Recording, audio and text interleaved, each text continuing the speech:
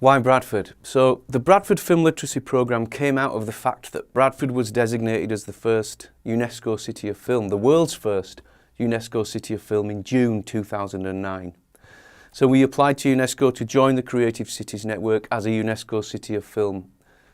The city was really adamant that they wanted to use the designation to try and change the society for the better in Bradford, using film and the moving image, and that's because of the rich film heritage of Bradford, which goes back to the dawn of cinema. So this was never all going to be about cinema so much and exhibition. So there is an element of that, but we needed to use a designation to try and improve society, and film literacy, to improve literacy standards in particular, was a key driver. So it was in 2010 that colleagues from the City Council and the National Media Museum, as it was called then, it's now called the National Science and Media Museum, got together with the British Film Institute and Mark Reed to devise a methodology to train teachers in how to use film in the classroom, with a specific aim of trying to raise literacy standards. So again, reading and writing among young people in Bradford. And the pilot scheme was really successful. They used short form film, so it wasn't a case of somebody watching Harry Potter or films that other children in the class may have seen and some children may not have seen. This was the case of picking specialist films that were curated by the BFI and giving teachers confidence in how to use this short form film in the classroom to engage with young minds. So that's how it started. Often the films didn't have any language, didn't have any script as such. There was no dialogue, should I say. So straight away, in a city like Bradford where there's over 100 different languages, often one of the key barriers to learning in terms of literacy is language not being the first language of the young children or their family. So to choose films that weren't heavy in dialogue was a really smart move in my opinion, and to use the visual means of communication to then communicate with the young people. And the trick comes when the young people are asked to make their own film using technology, using iPads, phones, whatever technology the school has. And also if the school didn't have the technology, then they could loan it from the council for free. They could loan iPads and smartphones and flip cams. I think the first iteration of this programme was with flip cams. Really easy to use, so simple to capture a shot. Before they could get their hands on the equipment, the children had to articulate their ideas. So they had to storyboard a scenario which they were going to film. That made them want to try and engage with reading and writing. They had to articulate their ideas. And there was a magical moment that the team will tell you about, when boys in particular of primary school age, least likely to engage with literacy, suddenly thought, we want to make a film, and they picked up a pen and they began to write their ideas. They have to work in teams, they have to storyboard the ideas, and it's only then when they can get their hands on the equipment and start to make the film. And all along, the teachers are learning all the time as well. So again, some anecdotal evidence that we picked up in the beginning was that pupils were much more attentive in class after these kinds of interactions, and the teachers picked up on that. And for me, I think we can use the moving image has been used on many occasions in lesson plans and things, but we should start to use it more and more. It should be a key focus in education, and I think often it's downplayed because it's just seen as entertainment, and that's a mistake. But what happened then? It's a really clever part of the programme is that at the end of the period that they were tasked with making these films, they then have to screen the films. So in a group scenario, so the learning doesn't stop at making the film, because the young people then are asked to stand up in front of their peers, in front of other school children and other school teachers, and explain their approach to making the movie. So even though it may be a 2-minute animation that they've put together about their school, about their area, they had to say why they chose that particular subject. They have to say what the challenges were. For many, sound is an issue. It was one thing that people struggled with, sound. And I've been asked to judge some of these films a few times throughout the years. and sometimes it can be a distraction when the sound isn't quite right. So that is one thing that, you know, they struggle with. But the establishing shots as well, and again, the teachers weren't particularly trained in filmmaking skills. The teachers are trained in how to teach.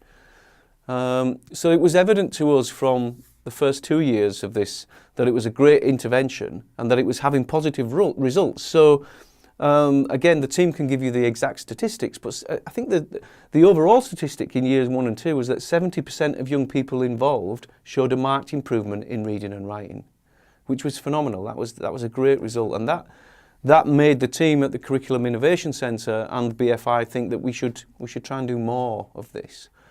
Which is when we worked with Arts Council Bridge Organisation, CAPE UK as it was known then, it's now known as IVE, to try and secure some money to bring some professional filmmakers into the classroom so they could assist the teachers, so that they could take this a step further really, to talk about an establishing shot, to talk about long shots, to talk about close-up, and how to use film in the film vocabulary to tell the story. So again, it was a real progression for young minds as well, people that are under the age of 10 often or under the age of 11, starting to think about how to frame shots and how to assemble, tell a story visually, but all the time engaging with literacy. That's just a magical thing. And the ones that get it, the teachers that embrace this methodology and this use of technology in a simple way, but such an effective way, I think it's genuinely changed the way that they teach. For the young people, if you came to one of the sessions where they show their films and they talk about their films, they are so, it is empowering, it's engaging, and it builds confidence. You see young people with such confidence that they made this film and they want to show it and they want to tell you about it. And I've not seen anything like that really in an education setting. And I work in a university, so I can see the excitement in the room about wanting to show, and that peer-to-peer as well, wanting to show your work in front of other schools and other school children. That's really quite a magical transformation. Funding is always difficult, so these projects could be scaled up, and we're constantly trying to make these projects to every school in Bradford, every school in the UK. That's what this should be. And all the time kind of lobbying and campaigning with the British Film Institute, with the Department for Education. This is where my role comes in with UNESCO, to try and say there's a small project here with a methodology that is so effective that needn't cost a lot of money. It's not that cost intensive. The cost comes to train the teachers, and if they need time out of school, to put a substitute teacher in while they do a day's training or 2 days training. In other countries as well, we're looking at other countries and how they use film in the classroom in a teaching scenario. The Denmark Film Institute are very way ahead of many other places. In the contemporary films that are coming out in cinema, we'll have lesson plans on the website that you can download, so teachers can talk about, they can encourage people to go see the film Dunkirk, and they may build a whole history lesson around, or a series of lessons around watching that film, and there'd be study notes and discussion points. So I'd like to see more of that in the UK. I think we have a long way to go really. And some of the things that are happening in Italy now, where it's compulsory to study film or theatre in every secondary school for 1 hour a week.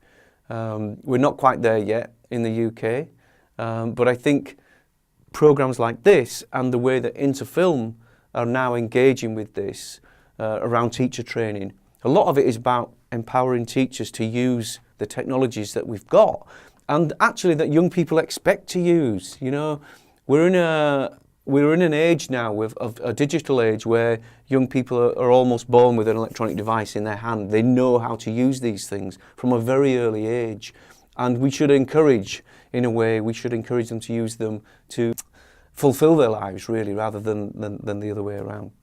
But I think there needs to be a larger sample size. I think this needs to be replicated in other local authority areas across the UK.